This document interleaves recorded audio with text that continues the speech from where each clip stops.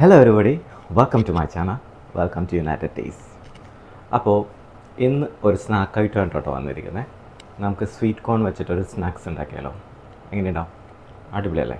അപ്പോൾ നമുക്കത് എങ്ങനെയാണെന്ന് നോക്കിയാലോ? സ്വീറ്റ് കോണും ട്യൂണയും അങ്ങനെ കുറച്ച് സംഭവങ്ങളൊക്കെ മിക്സ് ചെയ്തിട്ട് ഒരു പരിപ്പോടേൻ്റെയൊക്കെ ഷേപ്പിലുള്ള ഒരു ഐറ്റം. ഓക്കെ, നമുക്ക് നോക്കാം.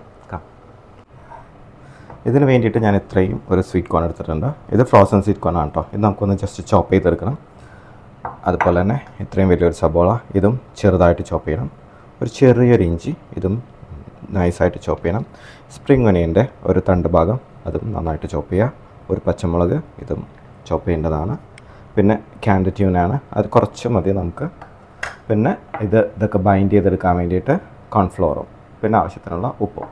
അപ്പോൾ നമുക്കിതൊക്കെ ഒന്ന് ചോപ്പ് ചെയ്തിട്ട് കഴിഞ്ഞതിന് ശേഷം കാണാം.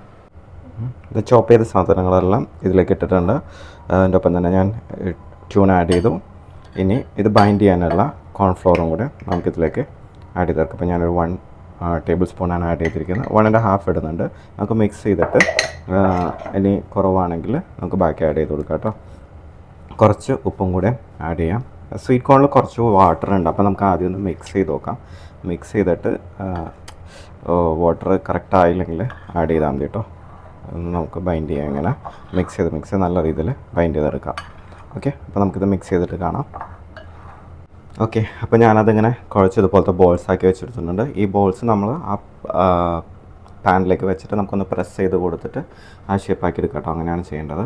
അപ്പോൾ ഞാൻ ഇതിലേക്ക് ആ ഒരു മിക്സ് ചെയ്തതിലേക്ക് വീണ്ടും 1 ടേബിൾ സ്പൂൺ കോൺഫ്ലോറും കൂടി ആഡ് ചെയ്തായിരുന്നു. പിന്നെ ഉപ്പൊന്ന് ചെക്ക് ചെയ്തു. അപ്പോൾ ആവശ്യത്തിനുള്ള ഉപ്പ് വീണ്ടും ആഡ് ചെയ്ത് കൊടുത്തു.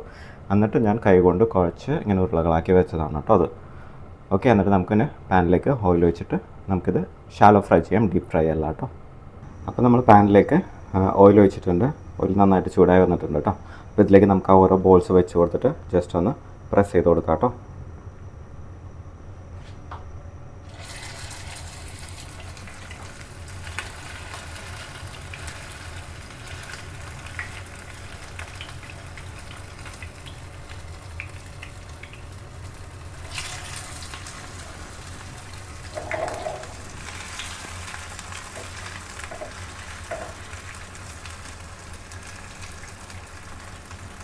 ഇനി നമുക്ക് നല്ല രീതിയിൽ ഫ്രൈ ചെയ്തെടുക്കാം.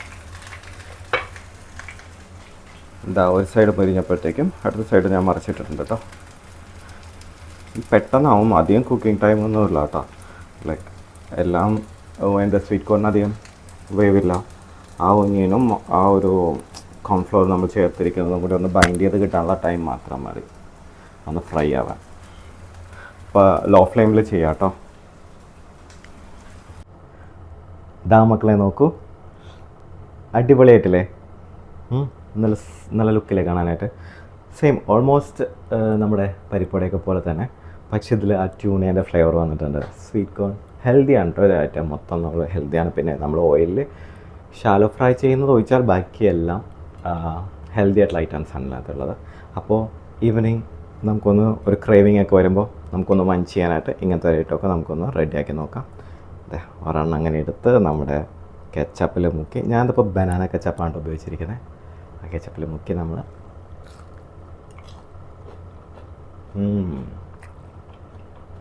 അമ്മി നല്ല ടേസ്റ്റാണ് കേട്ടോ. കഴിക്കാൻ നല്ല രസമുണ്ട്. സൂപ്പർ.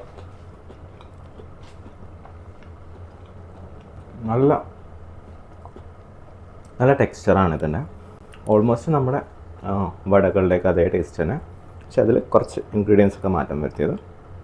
നിങ്ങൾക്ക് നിങ്ങളുടെ രീതിയിൽ ഇംപ്രൂവൈസ് ചെയ്യാം കേട്ടോ. അപ്പോൾ ട്രൈ ചെയ്ത് നോക്കൂ, ഹെൽത്തി ഐറ്റമാണ്. അപ്പോൾ ഇനിയും ഇതുപോലത്തെ വെറൈറ്റി ഡിഷുമായിട്ട് നമുക്ക് അടുത്ത എപ്പിസോഡ് കാണാം. അതുവരെ ബൈ ഫ്രം ജിബിൻ.